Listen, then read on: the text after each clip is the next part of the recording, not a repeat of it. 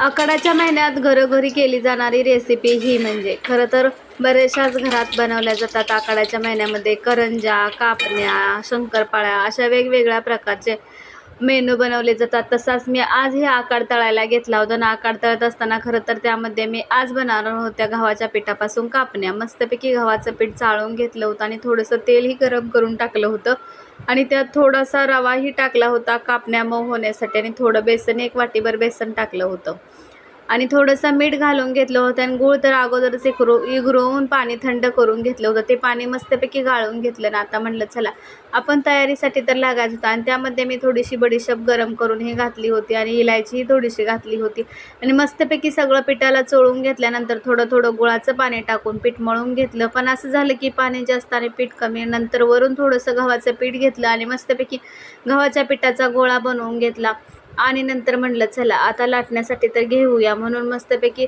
तेलावरच लाटल्या होत्या. खसखसही लावली होती. छानपैकी खसखस लावून कापण्या कापून लाटून घेतल्या. आता आपल्याला काय तळायच्या होत्या. तळल्यानंतर आता कशा होत्या त्या बघूया. मग तळायला खरं तर तेला मस्त तापत ठेवलं होतं आणि मिडियम गॅसवरच खरं मी तळणार होते आणि मिडियम गॅसवर तळल्यानंतर खूप छान आणि सुरेख रंग आला होता. मस्तपैकी कापण्या झाल्या होत्या मऊ खुसखुशीत. मग